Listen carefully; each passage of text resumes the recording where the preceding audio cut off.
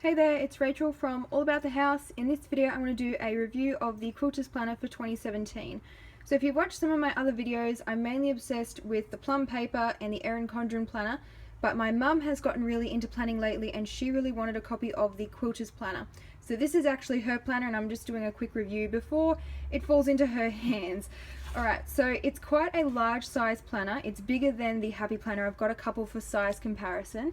So in relation to the Happy Planner, it's a little bit bigger and the spiral binding makes it a bit fatter as well.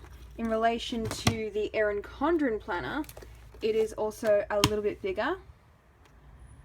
So if you're trying to put this in your handbag, you'll probably need like a big handbag or a tote bag for the size of this planner. But in relation to a binder, if you were doing like printables, it's quite a bit smaller. So we can see heaps smaller. So it is portable, but you will need a big handbag for this planner. Alright, so the planner is got spiral, whoops, I just dropped it, has got, never mind, spiral binding. So you won't be able to reposition the pages like you can do with the Happy Planner. As for the cover, it's quite thick, and unlike the Happy Planner and the Erin Condren planner, the cover is actually like printed in with the laminate, so it's not separate. So like with this one, you've got this little gap around the edge with the laminate, but this one, it's like built in. So I do really like that, and it's a lot sturdier. I reckon it's sturdier than the Erin Condren and the Happy Planner covers. So I really do like the thickness of the cover. As for the design, to be honest, it's a bit boring. I'm not a quilter, so I don't know, my mum liked the cover, up to you. So simple cover page and then a nice quote, introduction on how to use the planner. That's always good. I always like seeing how other people use their planners because I tend to just stick to using the same way of using planners, but I like when they give you some advice on how to use it, give you some new ideas. Got the typical dates at a glance. I like that it goes for 3 years. So typically you'll get the current year, so this is a 2017 planner, and then you'll get next year, but with this one it goes right up until 2019. So I do like that, and I like that it fits it all on one page rather than just one page for 2017 and then one page for 2018 like some planners do. Personal information, so that's pretty good, and I like how they have added touches to make it specific to quilters like sewing machine servicing. So it's not just a planner, it's also quilting. The dividers, they're reasonably thin cardstock, and like with the Happy Planner, half of it is printed on cardstock and the other half of it is printed on paper. So just make sure you consider that when you're using different types of pens, because some work better on cardstock than paper. I'm not really a fan of grid paper. I find that a bit annoying, to be honest. I prefer either just blank or lined, but they do give you quite a big note space without compromising a large size for the squares. So these ones are bigger than the Erin Condren monthly planner size squares, and I do like that they've kept the number right up in the top corner. It's not like sitting down here like some planners do, wasting a lot of space. And I do like that they've put the national holidays and they're down in the bottom corner, so you've still got all of this space for planning. It's really annoying when they put it like in the middle or somewhere where it just wastes so much space on the daily page. Along the side, monthly goals, personal projects, work projects, and quilting projects.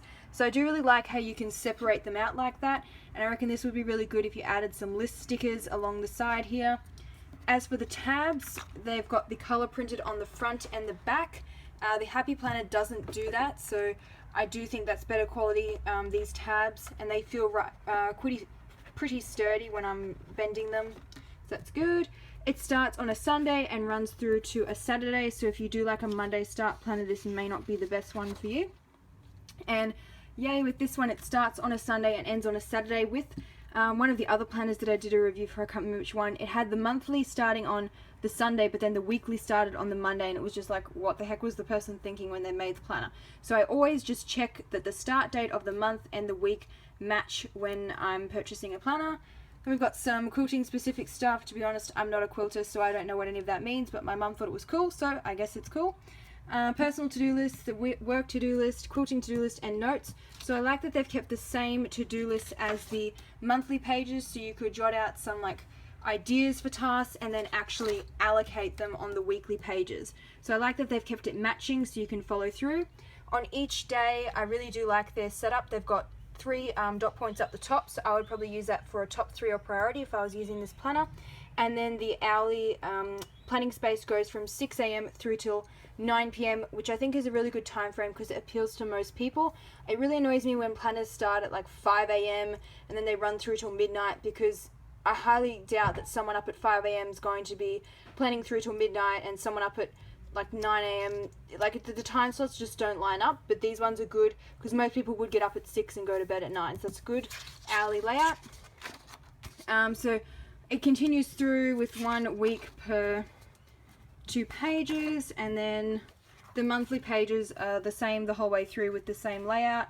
I like that it's got a nice bold print up the top here, the month, so if you're flicking back through the planner, if you're going like that, you can easily see what the month is as well as the tabs. So that's really good when they put it in the top corner. So it continues like that for all of the months. And then one of the things that I quite liked about this planner and thought was different, so I know a lot of planners just do the weekly and the monthly, but this one has the added patterns, projects and reference section. So in the patterns section, it's got quilt patterns that are included with the planner, how to make it, all those details, instructions, etc. And then we go into projects, and my mum really loved these pages. So she is addicted to quilting, but she has this tendency to start a project and then get really excited about another project, so she's got a lot of half-finished projects. So she's going to be pretty keen to start using these pages. She thought that was a really good idea, and then you can keep track of where you are in the process. So if she's got a planner, a quilt that needs to be pieced, but she's cut it, etc.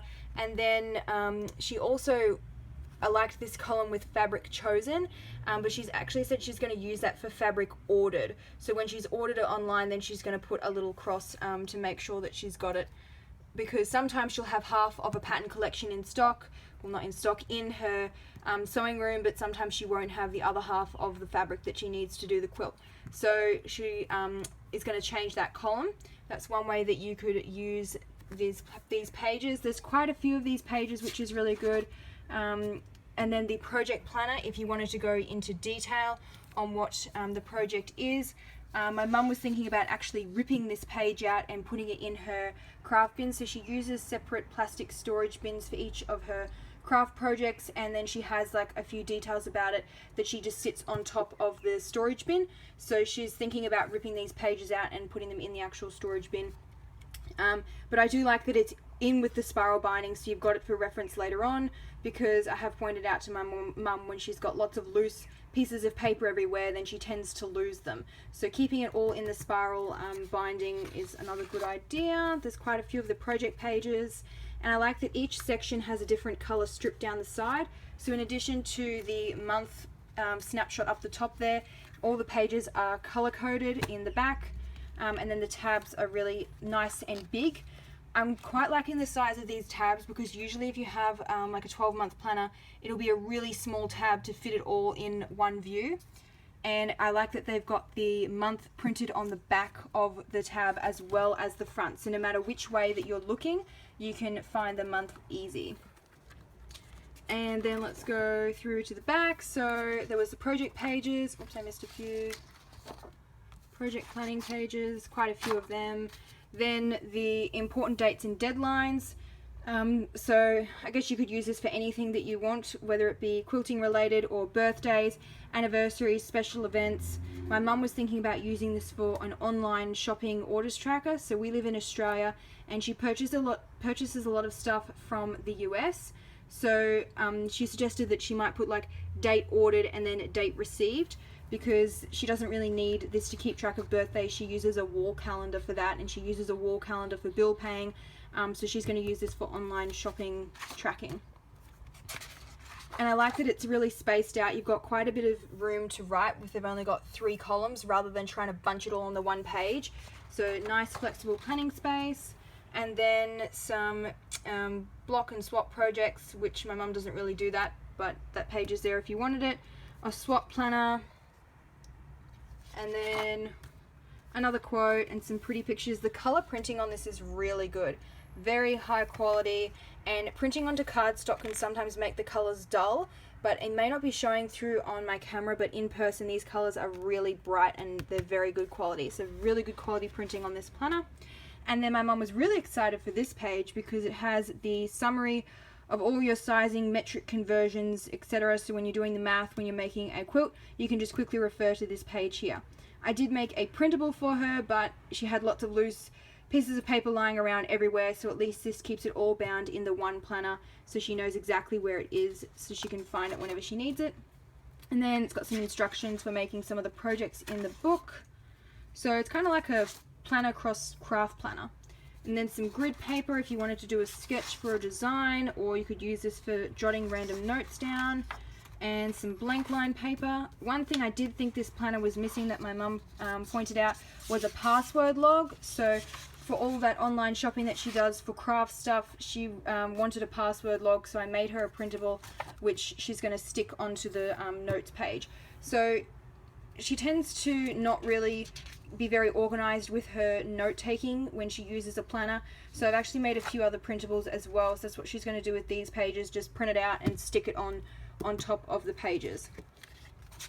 And then we go to the back, which just has a bit more about it, and a pocket folder. So these pocket folders are pretty sturdy, they're quite well glued in. Sometimes they're a bit flimsy, but these ones are pretty good. You could fit a fair bit in there. That's really wide. I can fit like my whole hand in there and it's still roomy. It's not really tight, so you can't just put like one piece of paper in it. You could put a fair chunk of paper in that pocket. And then the back cover, which is as sturdy as the front. As for the back cover design, to be honest, I think it's pretty hideous and quite ugly, and they could have done something way nicer. But I mean, you never look at the back cover anyway. That's a really sturdy cover. It's quite thick. I don't know if you can see how thick it is. So that is the Quilters planner. If you did want to purchase them, my sister has a couple still in her shop, which is carefullycrafted.com.au, or she's also on Etsy under Carefully Crafted by Jo. So I hope you found this review helpful and that it gave you a closer look inside of the Quilters planner for 2017. I'll include a link below this video for more planner related reviews, tutorials, etc. Thanks for watching.